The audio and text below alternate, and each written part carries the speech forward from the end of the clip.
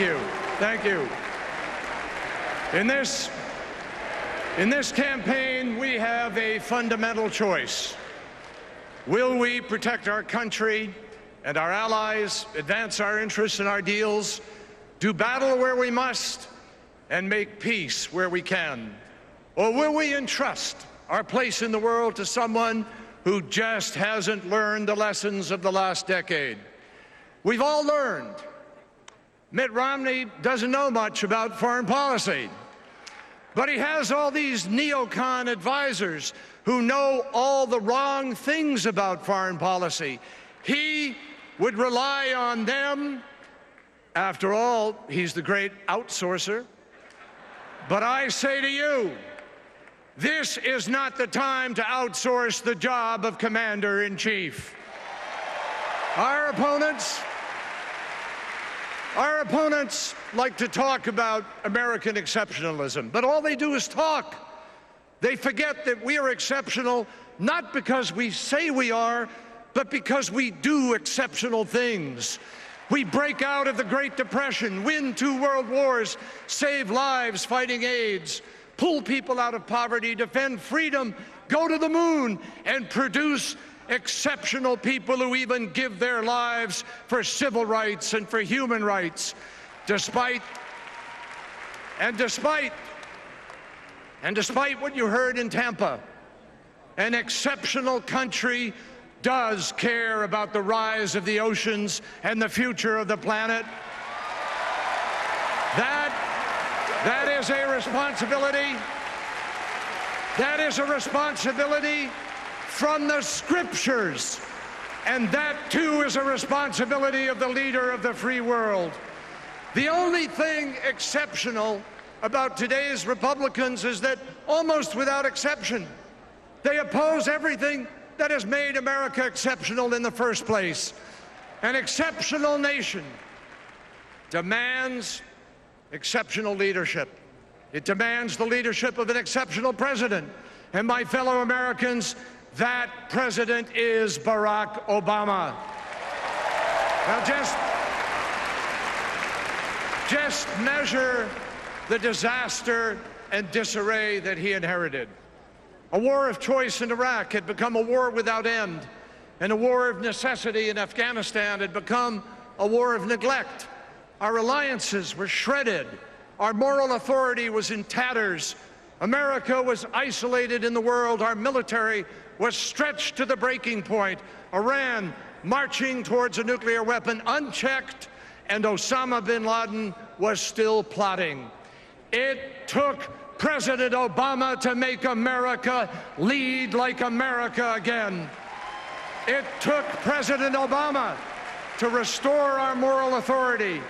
It took President Obama to ban torture.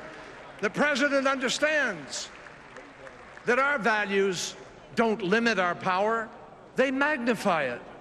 He showed that global leadership is a strategic imperative for America, not a favor that we do to other countries.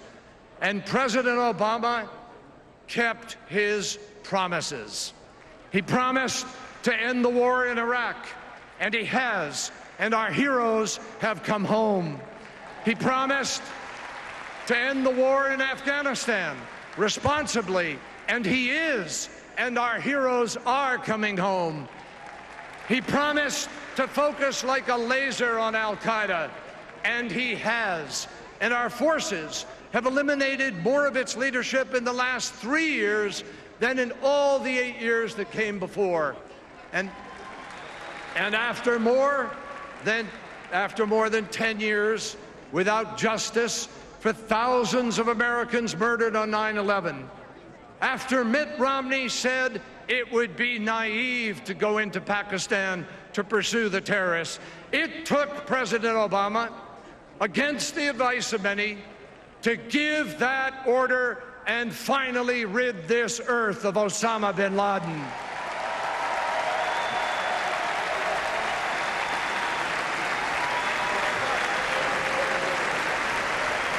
Ask Osama bin Laden if he is better off now than he was 4 years ago.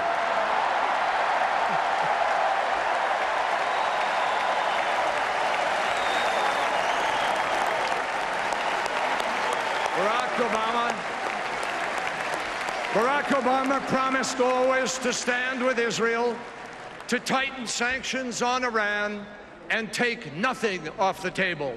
Again and again, the other side has lied about where this president stands and what this president has done. But Prime Minister Netanyahu set the record straight. He said, our two countries have exactly the same policy. Our security cooperation is unprecedented. And when it comes to Israel, my friends, I'll take the word of Israel's Prime Minister over Mitt Romney any day.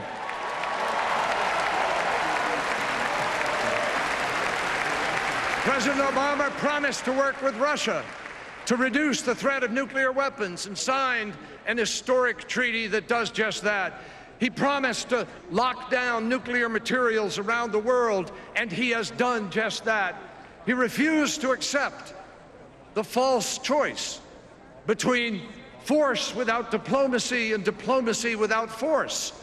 When a brutal dictator promised to hunt down and kill his own people like rats, President Obama enlisted our allies, built the coalition, shared the burden, so that today, without a single American casualty, Muammar Gaddafi is gone and the people of Libya are free.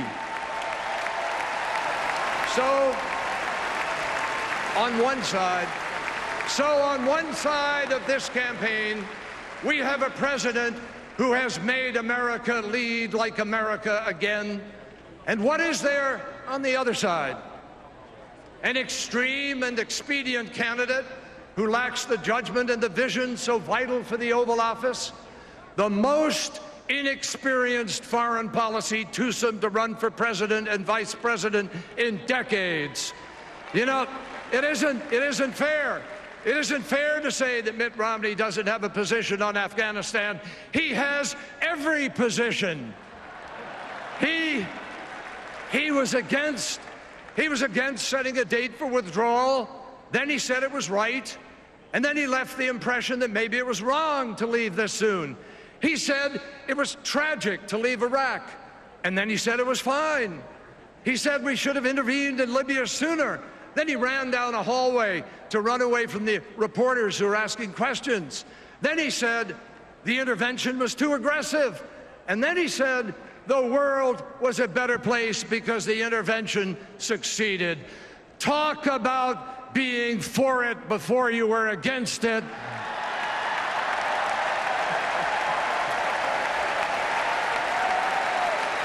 Mr. Romney, here's a little advice. Before you debate Barack Obama on foreign policy, you better finish the debate with yourself.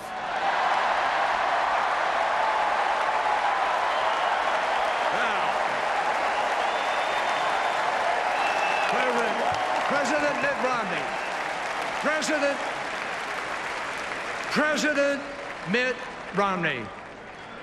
Three very hypothetical words that mystified and alienated our allies this summer.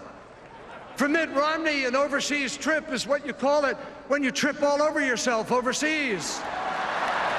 You know, it wasn't a goodwill mission, it was a blooper reel.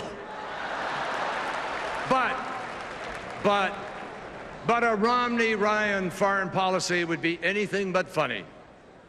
Every president of both parties for 60 years has worked for nuclear arms control, but not Mitt Romney.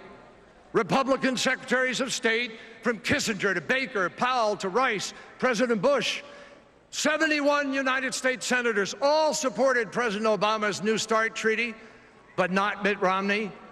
He's even blurted out the preposterous notion that Russia is our #1 geopolitical foe. Folks, Sarah Palin said she could see Russia from Alaska. Mitt Romney talks like he's only seen Russia by watching Rocky IV. I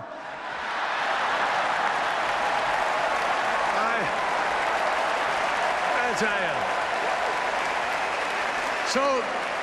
So here's the choice. Here's the choice in 2012. Mitt Romney out of touch at home, out of his depth abroad, and out of the mainstream, or Barack Obama, a president who is giving new life and truth to America's indispensable role in the world, a commander-in-chief who gives our troops the tools and training they need in war, the honor and help they have earned when they come home. A man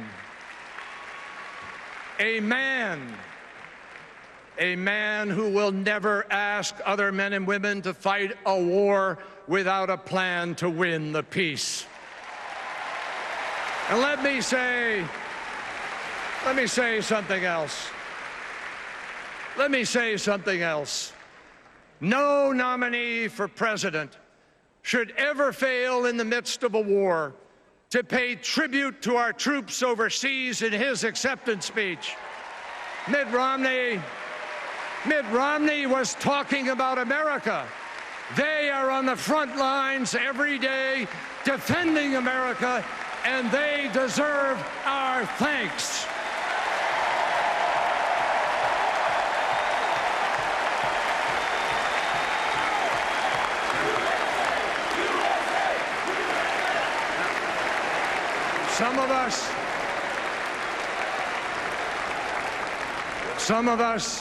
Some of us from a prior war remember coming home was not always easy. President Obama has made it his mission that we welcome our troops home with care and concern and the respect they deserve. That is how an exceptional nation says thank you to its most exceptional men and women. Mitt Romney says he believes in America and that he will restore American exceptionalism. I have news for him. We already have an exceptional American as president, and we believe in Barack Obama. Thank you, and God bless America.